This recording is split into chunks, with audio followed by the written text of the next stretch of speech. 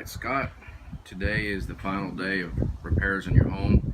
We got about a week's worth of labor. Your people are moving in here in just a few minutes. I want to shoot a quick video so you can see where we're at on this. We're almost done. All the wood rot, all the pickets were recycled. The handrail, the bottom handrail was completely replaced because it was just toast. We repurposed the second one, replaced a handful of pickets on the front elevation here. I mean, it looks pretty good. We repainted it. It's safe. It'll work until you want to replace it. I couldn't get, there's one little spot we're going to paint. I just chopped off all the wood rot, try to make it flat, and then we're just going to paint it white. And it's just going to sit tight for a couple of years till you get it fixed. Pretty much the whole hand railing system is going to have to be replaced. Ooh, looks like somebody had some damage. Let me go around here so we can see the garage. On the garage door,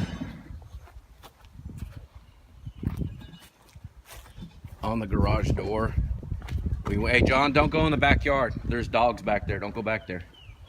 On the garage door, I wish you would have done that front storm door before y'all left yesterday when it wasn't windy.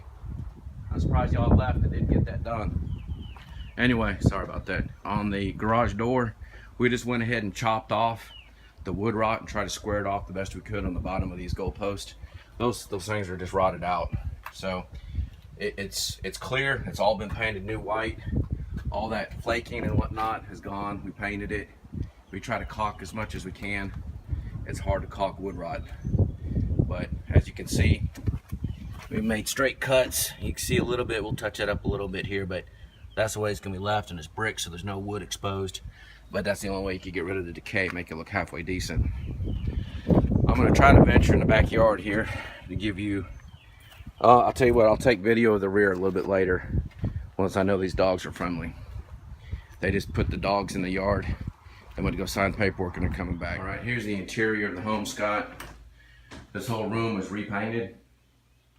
I'm gonna try to go slow. I got it on the best definition I can so you can see. This whole room was painted. This was the front office that was really tore up with a lot of patches and nail holes and touch-up paint. It looked pretty rough. Turned out pretty good. Scott, there were so many walls that we ended up touching up and repainting. It wasn't even funny. So, I don't know where to start and stop on the video. I can swing pretty wide. This was probably the most egregious walls. This one right here above the fireplace, that's been corrected. It's been painted up and over, all the way over here. Various walls repainted. I think that wall was repainted. We found some really nasty, black marks in the closet. We just went ahead and touched it up. We didn't say anything, just knocked it out and touched it up. That way, it didn't look too bad. This is the wall in the kitchen. It was painted over. You can't even see where the old paint starts and the new paint is. It's up over that cabinet. You can't even see it, so it's a good color match. This was the wall with the missing sheetrock paper that was like they pulled it off and then tried to patch it. It turned out really good. This wall here was painted. Then we go in the master. I think you'd be very pleased with this master. We got the crown molding up, and it hides the border quite nicely. This room was painted twice, so it's got a good coat of paint. All four walls were painted. The master is important because that's where the renter is going to be, and they pick up on little stuff if you're in either the kitchen or the master. You know how that is. So the crown molding looks really good. I'm pretty pleased with it. It hides the border that was up and the deficiencies and all that good stuff. So it turned out pretty good. I'm trying not to kill you with unnecessary video. We just did a lot of touch-up, Scott, and took care of what we needed to take care of. They came and steam cleaned. The cleaning lady was here yesterday. I think the girl came over from the rental department, Miss Cynthia, to do a walkthrough. So I'm gonna I don't know if there's any touch-up done there. So I don't know. Bottom line, Scott, is be prepared for a pretty serious remodel when you go to sell this. The exterior has a lot of wood rot, and the walls, when you have rentals, the walls just pick up all these scars, and they're gonna have to be addressed in the whole house between multiple nail hole filling and pickets and whatnot. I'm sorry, like nail holes, punches, patches, you know, touch-up paint. It just collects after the years. So that's the interior. I think you'll be okay with that. And I'll take an exterior shot as soon as we're done with the hand railing system outside. There was just so much wood rot that it took time to get them fixed. They have, if you notice just from here, the base pillars, those pillars between you and me, Scott, they're just really poorly constructed, and the bottom third has got a lot of wood rot on it. So we had to rebuild the bottoms, rebuild the trim. So all those are new. Those are the tenant dogs. All these are new, if you can see. I'll try to zoom in. Those are all new. That took time, and we weren't expecting to find all of them rotted. So it just takes time. So every time you turn around, you swing a hammer, it's more wood rot. If you don't stay on top of painting these houses, it does not take long before you lose control. So we're gonna get the handrails done today. The stairs are already pretty much done, and then we'll be done, period. A little follow-up, Scott, real quick. That's the finished product. That's the best I can do, given all the wood rot, without getting into pulling all 4 sides off and taking off the rail system. So I should hold them for a couple years. On the storm door, we installed a new jamb and dual cylinders, and that's been completed. And those are the heavy duty cylinders. They only cost $4 more per, but they should last a long time. All right, Scott, here's your final video of your railing setup for the back half of the house. Guess I should stand back here and do it where you can see a better view. We got one bracket that has to be replaced, so I had to put some blue tape so they knew not to touch the handrail. But this is your finished product. There's the bracket right there. Let me get closer. Obviously your new stairs. Now those are significantly wider than the ones that you had before. So after struggling, and when I first made comments about your door not being centered up on your door, that's when that pillar was missing. Apparently that pillar was not attached at the bottom. So as soon as my guys demoed the handrail, it just teetered and fell over, so it's not attached. So when I came out here and looked at it, so after debating with the pillar back on, I decided to center it up on the pillars. It would just look better that way, even though the door package is not centered on it. That's the way the builder did it, so I'm just gonna follow his lead on that. I think the pickets turned out nice. You don't ever have to worry about wood rot. They look pretty good. They got a nice little detail and cap on them, if you can see the cap.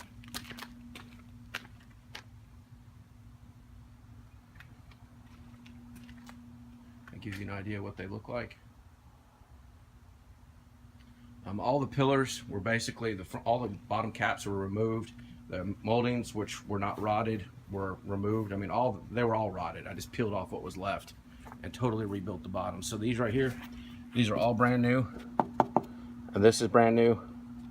And I didn't build the pillars. They're not structural. There's no cores to them at all. They're hollow, and it's shady as hell, but I did the best that I could, Scott. And I'm not knocking your house, brother. I'm just letting you know that what we faced. They're crooked and warped, so it's a little difficult doing the railing system to conform to a crooked surface. Excuse me. But it's the best we can do. So I think it turned out pretty good, all in all. I know it sounds like I'm talking mess on it, but I'm really not. I'm just letting you know what we're dealing with. A lot of the stuff here that's underneath it, the wood rot, I really didn't. There's nothing I can do about that. I filled what I could fill, and I painted the rest so it looked good and cosmetic to the renter. I mean, you can't really tell. That kind of looks like a brand new pillar. We did a lot of filling, a lot of caulking, all the gaps and the splits. If I go real close, you can see where we covered those all up and try to fill them in the best we can. Some turned out better than the others. The deck boards were very uneven. There was a lot of bowing and pitching up, so putting my railings on that stuff was a real challenge. But each one of these is not just a plastic empty pole. This has a steel pole that goes all the way down to the bottom, and then a polymer insert that goes in here and attaches to a steel plate down here. So we have a steel plate, 4 anchors. We have a polymer, kind of like a form that the tube sits around, a steel rod that's connected all the way to the top to another polymer, and then the cap goes on. So those are structural. And of course we tied into your pillars.